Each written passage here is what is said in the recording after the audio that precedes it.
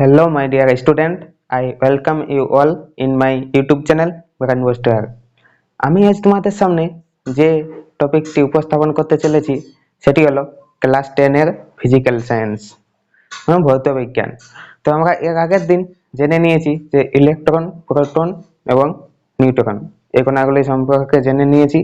তো আজকে আমরা জানবো যে পরমাণুর গঠন চিত্র, মানে স্ট্রাকচার অফ অ্যাটম। পরমাণু গঠন চিত্র। পরমাণু সম্পর্কে আমরা এর আগে জেনে নিয়েছি যে পরমাণু কি জিনিস, কি দিয়ে তৈরি এবং পরমাণুতে কি কি থাকে বা কোথায় থাকে। আমরা জেনেছি যে পরমাণুর তিনটি কণা দ্বারা গঠিত, তিনটি মূল কণা, ইলেকট্রন, প্রোটন এবং নিউট্রন।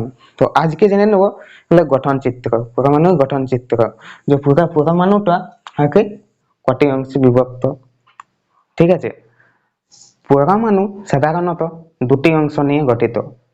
একটি হচ্ছে নিউক্লিয়াস বা পরমাণু কেন্দ্রক এবং একটি হচ্ছে নিউক্লিয় বহির্ভূত অংশ বা ইলেকট্রন মহল। তাহলে পরমাণু দুটি অংশ।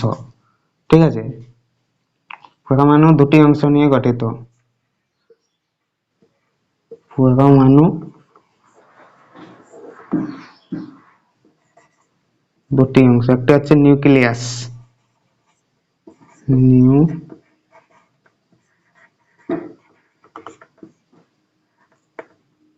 নিউক্লিয়াস, একটা ইলেকট্রন মহল।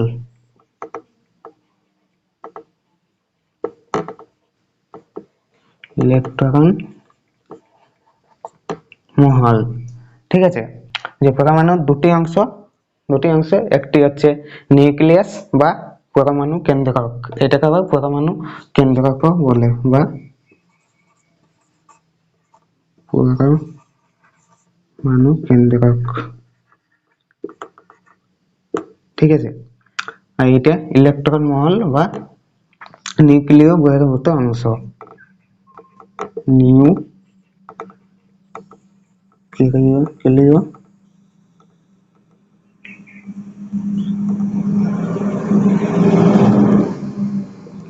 অংশ। ঠিক আছে, তাহলে এই দুটো অংশ জানা গেল। তো এইগুলাকে এখন কোনটাকে কি বলছে, ধরো একটা পরমাণু আছে, এটা একটা পরমাণু, তো এইটা হচ্ছে নিউক্লিয়াস। তো আমরা আগে জেনেছি যে নিউক্লিয়াসের মধ্যে প্রোটন এবং নিউট্রন থাকে। তো এইটা দেখো নিউক্লিয়াস, এখানে প্রোটন আছে আর নিউট্রন আছে। তো এইটা হচ্ছে নিউক্লিয়াস, এটা নিউক্লিয়াস। এই নিউক্লিয়াসটা বাদ দিয়ে, যে এই একটুকু নিউক্লিয়াস, এইটা বাদ দিয়ে যে বাঘের অংশটা, এইটাই হচ্ছে ইলেকট্রন মহল বা নিউক্লিয় বহির্ভূত অংশ। ঠিক আছে, নিউক্লিয়াস বহির্ভূত অংশ এইটা। তাহলে বোঝা গেল যে এইটা হচ্ছে নিউক্লিয়াস এবং এইটা হচ্ছে ইলেকট্রন বহির্ভূত অংশ। এটা ইলেকট্রন মহল বা নিউক্লিয়াস বহির্ভূত অংশ এবং এইটা হচ্ছে নিউক্লিয়াস বা পরমাণু কেন্দ্রক। তাহলে বোঝা গেল এইটা ইলেকট্রন গুলি ঘুরতে থাকে নিউক্লিয়াসের চারদিকে, এইটা তো আমরা জেনেছি আগে। হ্যাঁ, ঠিক আছে। এরপর নিউক্লিয়াস হচ্ছে পরমাণু কেন্দ্রে পরমাণুর তুলনায় অতি ক্ষুদ্র যে স্থানে পরমাণুর প্রায় সমস্ত পজিটিভ আধান এবং প্রায় সমস্ত ভর কেন্দ্রীভূত থাকে, তাকে নিউক্লিয়াস বলে। তাহলে বোঝা গেল যে পরমাণু কেন্দ্রে অতি ক্ষুদ্র যে স্থানে পরমাণুর সমস্ত পজিটিভ আধান এবং প্রায় সব ভর কেন্দ্রীভূত থাকে, তাকে নিউক্লিয়াস বলে। তাহলে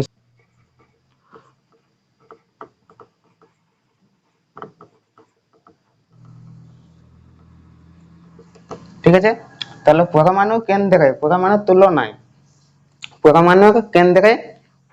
তুলনায় যে অতি ক্ষুদ্র স্থানে পরমাণুর সমস্ত পজিটিভ আধান এবং প্রায় পরমাণুর সমস্ত ভর কেন্দ্রীভূত থাকে, তাকে নিউক্লিয়াস বলে। তাহলে বোঝা গেল যে পরমাণু কেন্দ্র পরমাণুর তুলনায় অতি ক্ষুদ্র যে স্থানে পরমাণুর সমস্ত পজিটিভ আধান ও প্রায় সব ভর কেন্দ্রীভূত থাকে তাকে নিউক্লিয়াস বলে। ও নিউক্লিয়াসে এটা দেখো একটা পরমাণু, এটা হচ্ছে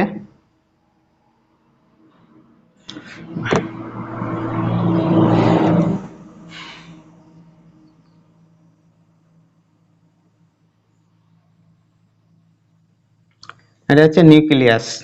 হুম,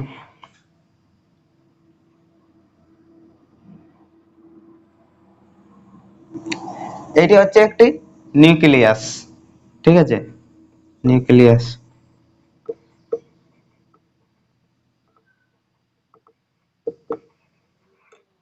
নিউক্লিয়াসের মধ্যে প্রোটন এবং নিউট্রন একত্রে ঘন সন্নিবেষ্ট অবস্থায় থাকে, ঠিক আছে। তাহলে এটা হচ্ছে প্রোটন,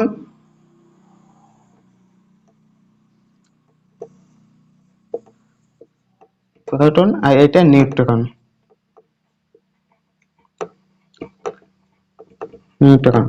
নিউক্লিয়াসের মধ্যে প্রোটন এবং নিউট্রন একত্রে একত্রে ঘন সন্নিবিষ্ট অবস্থায় থাকে, এইগুলাকে নিউক্লিয়ন বলে। এই প্রোটন এবং নিউট্রনকে একত্রে নিউক্লিয়ন বলে। তাহলে এই প্রোটন আর নিউট্রন এইটাকে একত্রে বলছে নিউক্লিয়ন। কি বলছে? Nucleon, nucleon.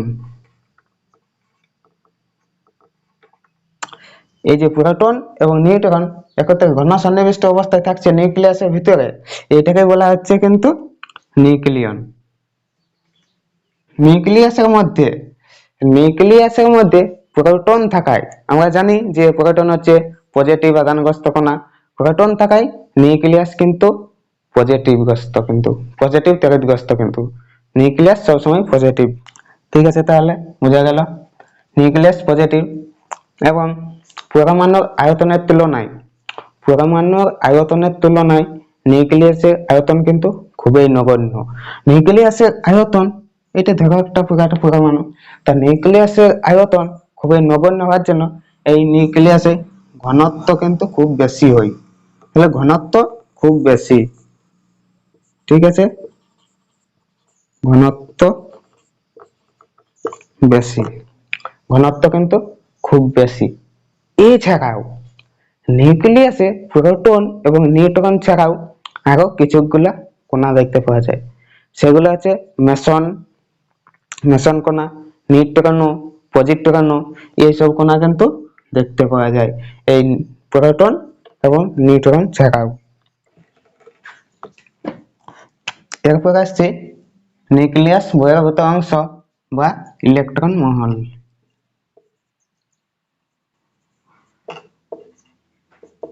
ইলেকট্রন মহল,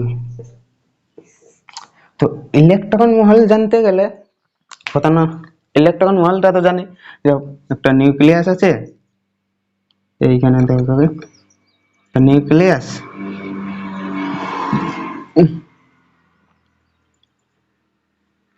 এইটা হচ্ছে পুরো পরমাণুটা, তার মধ্যে এটা নিউক্লিয়াস।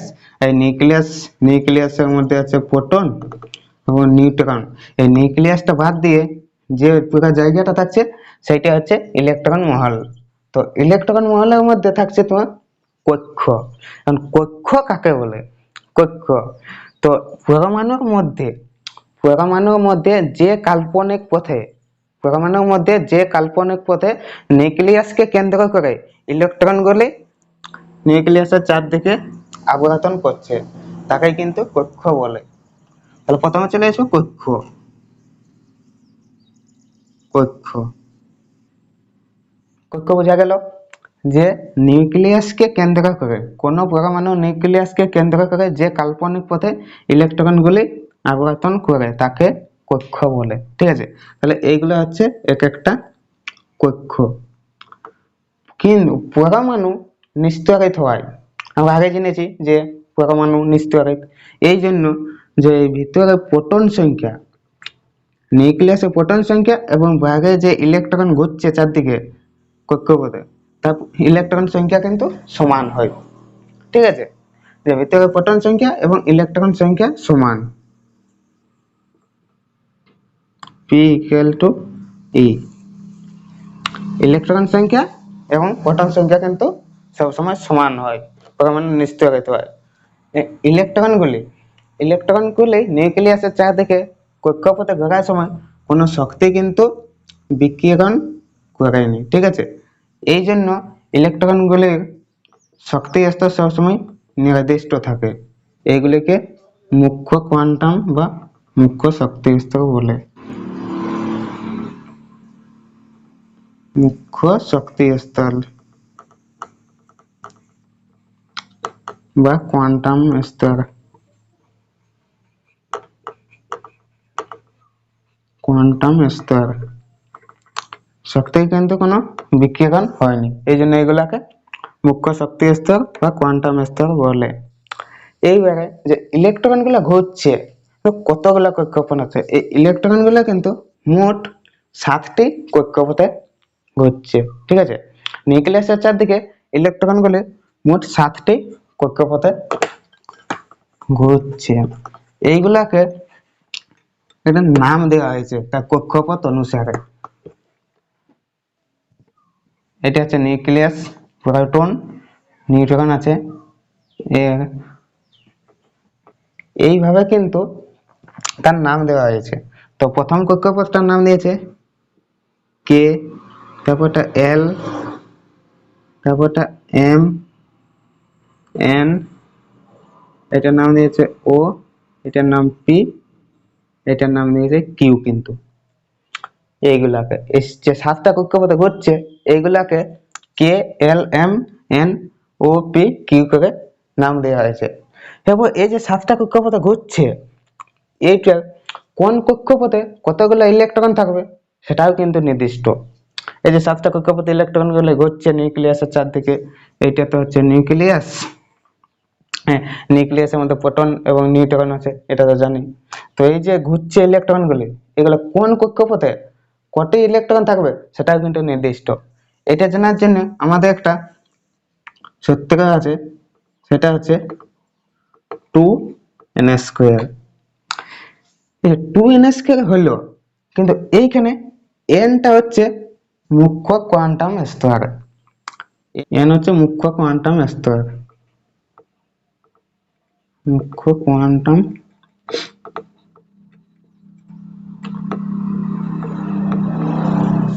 মুখ্য কোয়ান্টাম স্তর।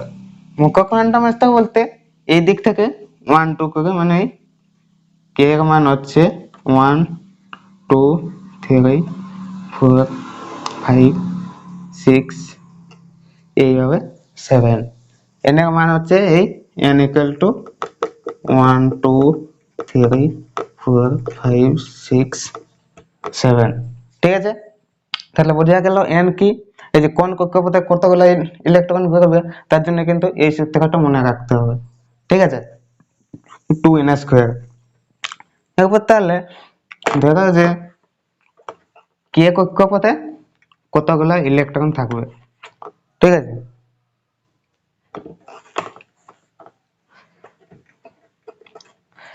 যে কে কক্ষপথে কতগুলো ইলেকট্রন থাকবে, তাহলে কে n equal to 1, n equal to 1। তাহলে এই সূত্রটা বসাতে হবে প্রথমে 2 ইন্টু n এর মান 1, 1 হোল স্কয়ার সমান 2, বুঝা গেল। তাহলে এরপর 2 নম্বর কক্ষপথে n ইকুয়াল টু 2, মানে কে এল কক্ষপথে কতগুলো ইলেকট্রন থাকবে, 2 ইন্টু 2, n এর মান 2 whole square equal to 2 into 4 সমান 4 দুগুণে 8টা। এম কক্ষপথে কতগুলো থাকবে, 2 into 3 whole square equal to 2 into 3 থেকে 9। আচ্ছা, n কক্ষপথে কতগুলো থাকবে, n কক্ষপথে n ইকুয়াল টু 4, 2 ইন্টু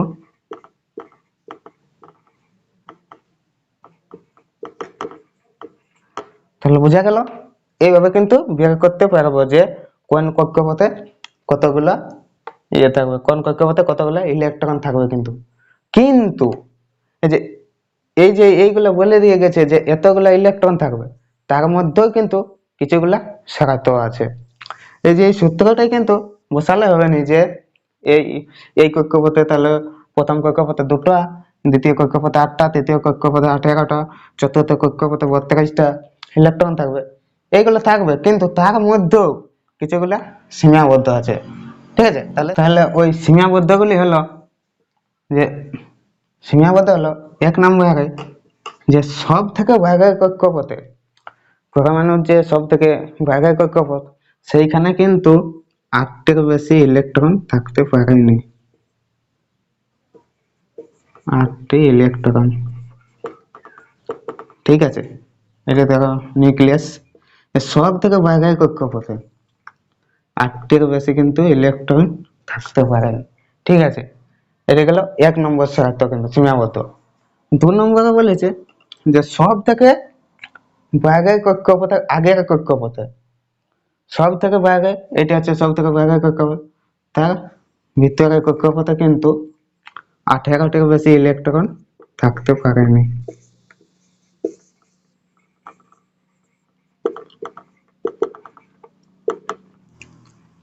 সব থেকে ভাগে আগের কক্ষপথে কিন্তু এটা এইটাতে হচ্ছে, ঠিক আছে। সব থেকে ভাগে আগের কক্ষপথে কিন্তু 18টির বেশি ইলেকট্রন থাকতে পারেনি। এটা গেল 2 নম্বর সীমাবদ্ধ। এই দুটাই কিন্তু সীমাবদ্ধ ছিল। এটা ওইটা 2n স্কোয়ার করলেও কিন্তু ওইটা হবে না। ঠিক আছে, এটা গেল 2 নম্বর সীমাবদ্ধ। এরপর যেসব পরমাণু ভাগের কক্ষপথে, যেসব পরমাণু ভাগের কক্ষপথে 8টি ইলেকট্রন থাকে, 8টি ইলেকট্রন, সেইগুলাকে বলছে নিষ্ক্রিয় মৌল।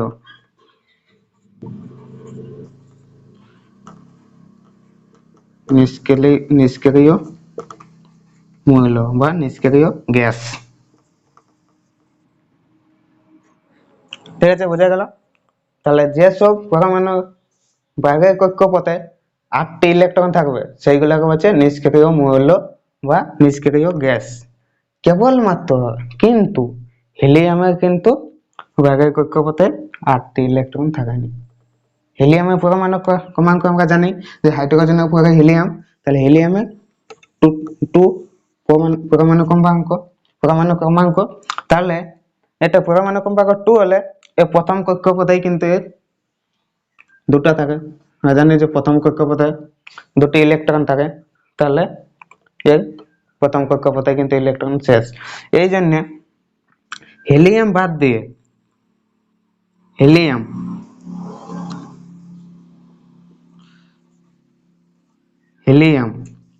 এই হিলিয়াম বাদ দিয়ে কিন্তু বাকি যেসব মৌলের ভাগের কক্ষপথে 8টি ইলেকট্রন থাকবে, তাদের নিষ্ক্রিয় মৌল বলে।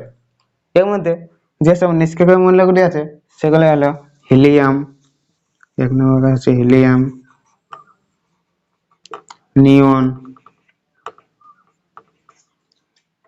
তারপর আর্গন, ক্রিপ্টন,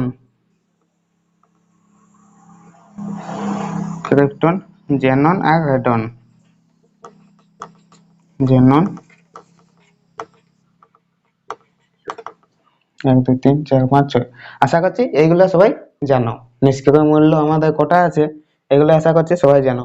তাহলে এটা বোঝা গেল যে কোন কক্ষপথে কটা ইলেকট্রন থাকবে, কটা থাকবে নি।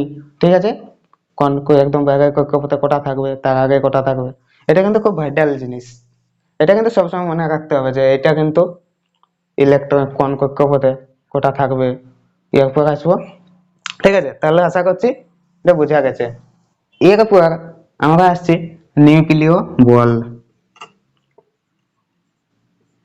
নিউক্লিয় বল, নিউক্লিয় বল কি জিনিস? নিউক্লিয় বল হচ্ছে যে আমরা তো জানি যে নিউক্লিয়াসের মধ্যে প্রোটন এবং নিউট্রন থাকে, এটা আমরা প্রথম থেকে জেনে আসছি। এবং প্রোটন হচ্ছে পজিটিভ আধানগ্রস্ত কণা এবং নিউট্রন হচ্ছে নিষ্ক্রিয়। এর কোনো কিন্তু আধান নেই। ঠিক আছে, প্রোটন এবং নিউট্রন, প্রোটনে হচ্ছে পজিটিভ, এর কিন্তু কোনো আধান নেই। তো আমরা জানি যে নিউক্লিয়াসের মধ্যে প্রোটন এবং নিউট্রন আছে। এই প্রোটন এবং নিউট্রনের মধ্যে একটা আধানের বিনিময় হয়। প্রোটন নিউট্রনে, নিউট্রন প্রোটনে পরিবর্তন হচ্ছে সবসময় কিন্তু। এর ফলে যে প্রোটনের মধ্যে পজিটিভ পজিটিভ বিকিরণ বল, ওই বিকিরণ বল কাজ করেনি। ঠিক আছে, যে বিকিরণ বল কাজ করেনি, এর জন্য কিন্তু নিউক্লিয়াসটা সুস্থিত। ঠিক আছে, এর জন্য কিন্তু নিউক্লিয়াস সুস্থিত। এই যে প্রোটন নিউট্রনে এবং নিউট্রন প্রোটনে আধানে কিন্তু রূপান্তরিত ঘটে। এই জন্য যে পজিটিভ, আমরা তো জানি যে পজিটিভ পজিটিভ আধান পরস্পরকে বিকিরণ করে, নাহলে কিন্তু নিউক্লিয়াস সুস্থিত হতো না, নিউক্লিয়াস ভেঙে যেত।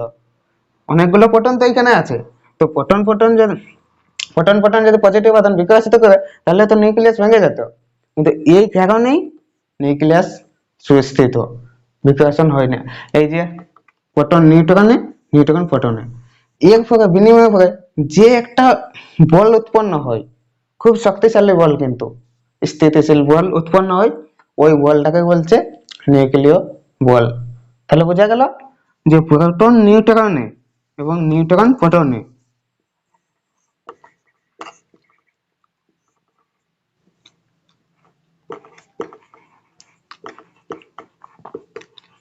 প্রোটন নিউট্রনে এবং নিউট্রন প্রোটনে এদের যে আধানের বিনিময় হয়, এর ফলে যে একটা শক্তিশালী বল উৎপন্ন হয়, তাকেই নিউক্লিয় বল বলে।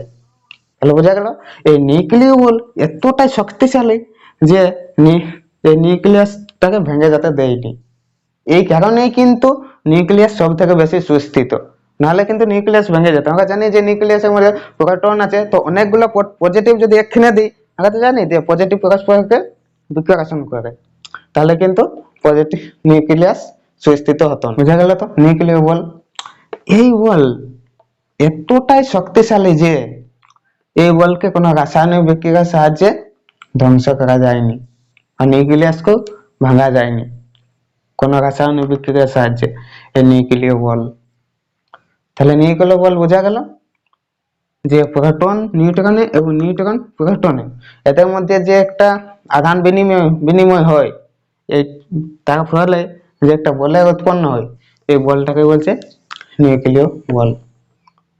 ঠিক আছে, বাট এই বল কিন্তু কিন্তু এই বল বাইরে কিন্তু স্থায়ী নয়।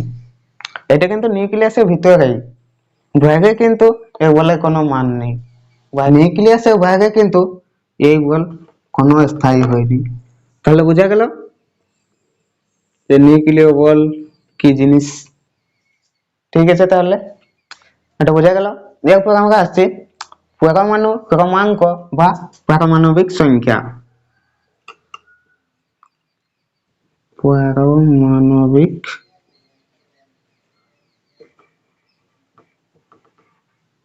সংখ্যা বা পরমাণু ক্রমাঙ্ক।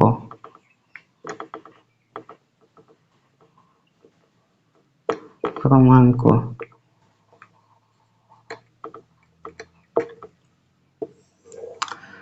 পারমাণবিক সংখ্যা বা পরমাণু ক্রমাঙ্ক। তো পারমাণবিক সংখ্যা হচ্ছে যে নিউক্লিয়াসের মধ্যে, পরমাণু নিউক্লিয়াসের মধ্যে যতগুলি প্রোটন সংখ্যা আছে, যতগুলি প্রোটন সংখ্যা আছে, সেইটাকে বলছে পারমাণবিক পারমাণবিক সংখ্যা বা পরমাণু ক্রমাঙ্ক। সোডিয়ামের প্রোটন সংখ্যা 11, তাহলে সোডিয়ামের পরমাণু ক্রমাঙ্ক বা পারমাণবিক সংখ্যা কিন্তু 11। বোঝা গেল কোন মৌলের পরমাণু নিউক্লিয়াসে যত সংখ্যক প্রোটন থাকে, তাকে ওই মৌলের পরমাণু ক্রমাঙ্ক বলে। বোঝা গেল তাহলে। তাহলে ধরো যে সোডিয়াম,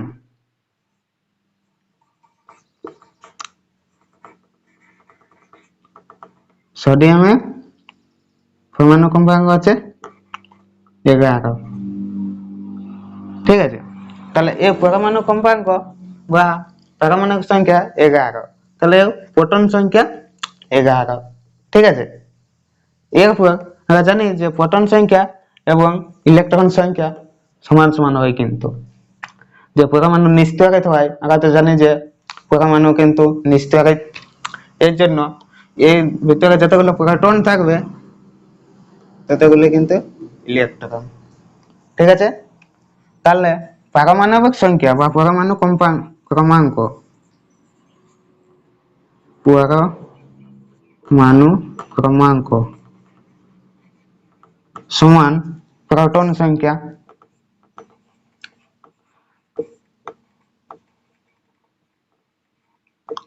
সমান নিউক্লিয়াসের বাইরের ইলেকট্রন সংখ্যা। ইলেকট্রন সংখ্যা, তাহলে বোঝা গেল যে পরমাণু ক্রমাঙ্ক সমান প্রোটন সংখ্যা সমান ইলেকট্রন সংখ্যা। এগুলা কিন্তু পরে অঙ্ক করতে কাজে লাগবে। ঠিক আছে, এটা হলো।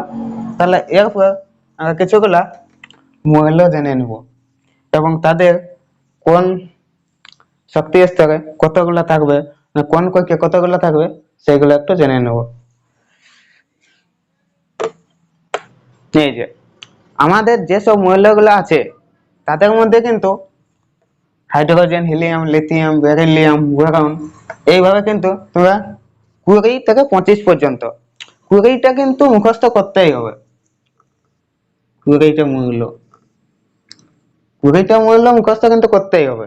Hydrogen, helium, lithium, beryllium, boron, carbon, nitrogen, oxygen, sodium, এইভাবে করে কিন্তু 20টা মৌল মাস্ট কিন্তু মুখস্থ করতেই হবে, এবং তাদের চিহ্ন এবং পরমাণু সংখ্যা বা পারমাণবিক ক্রমাঙ্ক এইটা কিন্তু মুখস্থ করতেই হবে। তারপরে এই কোন কক্ষপথে কটা থাকবে এগুলা কিন্তু ইলেকট্রন বিন্যাস, কোন কক্ষপথে কটা ইলেকট্রন থাকবে সেগুলা কিন্তু বের করতে হবে। তার জন্য ওই 20টা কিন্তু বের করতে হবে। শেষে ক্যালসিয়াম, এটি 20, তারপর আছে পটাশিয়াম 19। এই পটাশিয়াম ক্যালসিয়াম পর্যন্ত কিন্তু মুখস্থ করতে হবে। ঠিক আছে, হাইড্রোজেন এরপর হচ্ছে হিলিয়াম, এর তো দুটা তাহলে কে কক্ষে দুটা এইছি হিলিয়াম।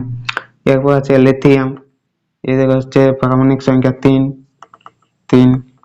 2, 1। সোডিয়ামে হচ্ছে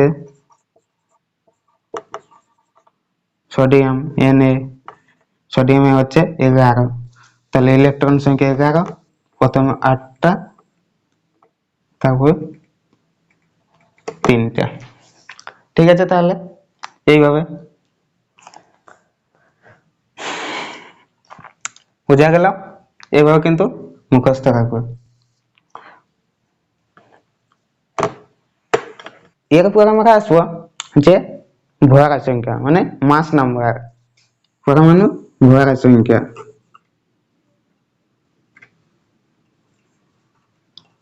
ভর সংখ্যা মাস নাম্বার,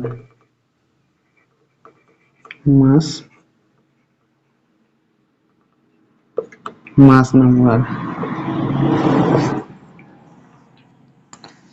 ভর সংখ্যা মাস নাম্বার, ভর সংখ্যা হচ্ছে যে পরমাণুর নিউক্লিয়াসে যতগুলি প্রোটন সংখ্যা আছে এবং যতগুলি নিউট্রন সংখ্যা আছে তাদের যোগফল, তাদের সমষ্টিকেই বলে ভর সংখ্যা। তাহলে বোঝা গেল যে পরমাণুর নিউক্লিয়াসে যতগুলি প্রোটন সংখ্যা আছে এবং যতগুলি নিউট্রন সংখ্যা আছে তাদের টোটালটাকে, যোগফলটাকে বলছে মাস নাম্বার বা ভর সংখ্যা। তাদের সমষ্টিকে ভর সংখ্যা বলে। কোন মৌলের পরমাণু নিউক্লিয়াসে যতগুলি প্রোটন ও নিউট্রন আছে তাদের সমষ্টিকে ভর সংখ্যা বা মাস নাম্বার বলে। তাহলে বোঝা গেল যে ভর সংখ্যা বা মাস নাম্বার কাকে বলে। এরপর সোডিয়ামের পরমাণু ক্রমাঙ্ক আমরা জানি 11। ঠিক আছে,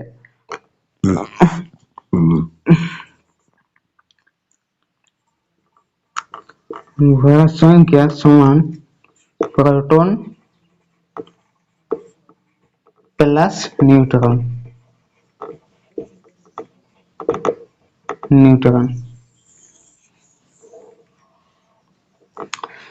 ভর সংখ্যা সমান প্রোটন প্লাস নিউট্রন।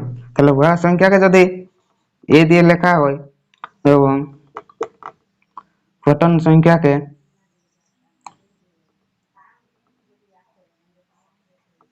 জেড দিয়ে লেখা হয়,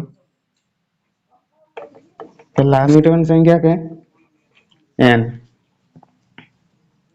ঠিক আছে, তাহলে ভর সংখ্যা এ সমান জেড প্লাস এন, এটা জানা গেল। এইটার থেকে কিন্তু ভর জেড আমরা বের করতে পারবো।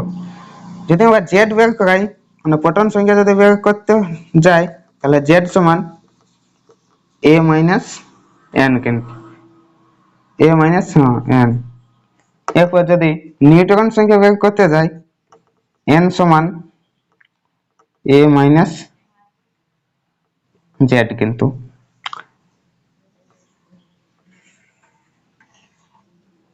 এইটা থেকে কিন্তু এই এতগুলো বের করতে পারবো।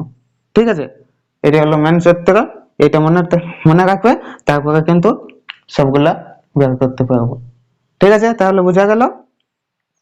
যেমন একটু বলছি,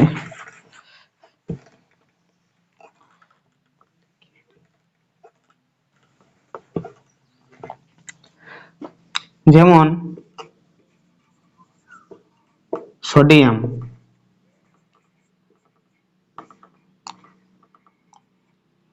সোডিয়ামের ভর সংখ্যা হচ্ছে 23, এবং আমরা জানি যে পরমাণু ক্রমাঙ্ক বা পারমাণবিক সংখ্যা, পরমাণু ক্রমাঙ্ক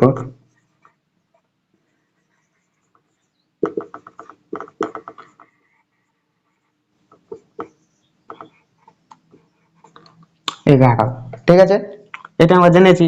তাহলে পরমাণু ক্রমাঙ্ক মানে এটাকে তো লিখতে পারে সমান প্রোটন সংখ্যা, প্রোটন সংখ্যা সমান ইলেকট্রন।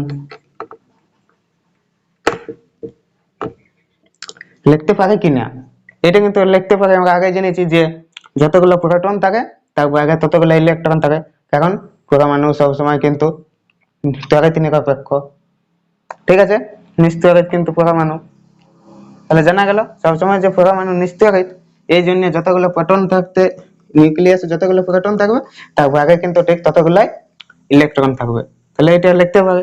তাহলে ভর সংখ্যা আছে 23, আমরা প্রোটন সংখ্যা জানি 11, তাহলে নিউট্রন সংখ্যা নিশ্চয়ই বের করতে পারবো। তাহলে নিউট্রন সংখ্যা সমান ভর মাইনাস প্রোটন,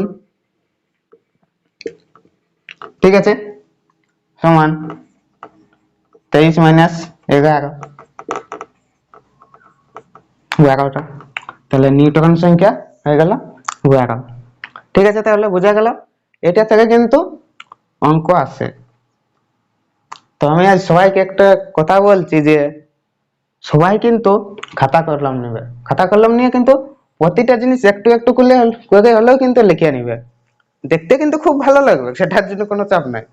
দেখতে খুব ভালো লাগবে, মনে হবে এগুলো একদম সোজা, মনে হবে সব সময় পেরে যাবো, কিন্তু যখন নিজে করতে যাবে তখন কিন্তু আটকা হবে।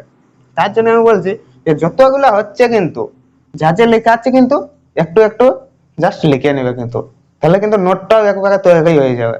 ঠিক আছে, তো এইটাই বলা ছিল যে সবাই কিন্তু লিখে নেবে, অবশ্যই খাতা কলম নিয়ে বসবে, যখনই দেখবে কিন্তু খাতা কলম নিয়ে বসবে আর প্রতিটা জিনিস লিখে লিখে যাবে। ঠিক আছে, তাহলে এটা বোঝা গেল। এটা কিন্তু মনে রাখবে মাস্ট, এটা কিন্তু অনেকবার পরীক্ষায় আসে, অঙ্ক করতে হয় কিন্তু এগুলো। তাহলে আজকে এইখানেই থাক। আর পরমাণু ক্রমাঙ্কের যে আমাদের স্ট্রাকচার অফ অ্যাটম, পরমাণু গঠন, এটাতে একটা ক্লাস লাগবে, তাহলে কিন্তু শেষ হয়ে যাবে। তো ঠিক আছে, তাহলে আজ এইখানে থাক, অনেক লম্বা হয়ে গেল ভিডিও। তো যদি ভিডিওগুলি ভালো লেগে থাকে তো অবশ্যই কিন্তু লাইক করে দেবেন, আর ভিডিওগুলি যত পারবে কিন্তু শেয়ার করবে। এটা আমি এই কারণে বলছি শেয়ার করতে ভিডিওটি, যাতে এই লকডাউনে বুঝতেই তো পারছো সবাই বাড়িতে বসে আছে, অনেক স্টুডেন্ট কিন্তু মাইন্ড ডাইভার্ট হয়ে যাচ্ছে। এই জন্যই কিন্তু আমি ক্লাসটি স্টার্ট করেছি, ঠিক আছে। তাই সবাই মানে সবাই যাতে এই সুযোগটা পায়, যাতে ঘরে বসেই কিন্তু জানতে পারে, এই জন্যই কিন্তু অবশ্যই ভিডিওটি কিন্তু শেয়ার করবে, ঠিক আছে। তো লাইক করে দেবে ভিডিওটি। আর যদি কোনো বুঝতে প্রবলেম হয় বা বোঝার অসুবিধা হচ্ছে, তাহলে অবশ্যই নিচে কমেন্ট বক্সে জানাবে। কিন্তু ভয় পাওয়ার কিন্তু কোনো কারণ নেই, অবশ্যই জানাবে, একদম বন্ধুর মতো কিন্তু, নাহলে কিন্তু শেখা যাবে না, ঠিক আছে। আমিও স্টুডেন্ট, ঠিক আছে, আমাকেও কোনো এমন কিছু ভাবে নেবে না যে মানে বিশাল কিছু ব্যাপার যে কিছু শিখাচ্ছে, এই জন্য আমিও একজন স্টুডেন্ট কিন্তু। তো এই লকডাউনে ভাবলাম যে অনেক স্টুডেন্টেরই অনেক প্রবলেম হচ্ছে, এই জন্যই কিন্তু আমি এই ক্লাসটি স্টার্ট করেছি, ঠিক আছে। এটা কিন্তু একদম টপিক ওয়াইজ পড়ানো হবে, ঠিক আছে। এইটা 10 স্টার্ট করা হয়েছে শুধু ফিজিক্যাল সায়েন্স, এরপর কিন্তু ম্যাথটাও আস্তে আস্তে স্টার্ট করব, 9 এগুলাও কিন্তু স্টার্ট করবো, ঠিক আছে। তো অবশ্যই কিন্তু শেয়ার করবে যাতে সবার কাছে ক্লাসটা পৌঁছায়, অবশ্যই। আর সবাই বাড়িতে থাকবেন, সুস্থ থাকবেন, স্টে হোম, স্টে হ্যাপি। তো আজকে মতো এখানে, জয় হিন্দ, বাই বাই, সবাই ভালো থাকবে।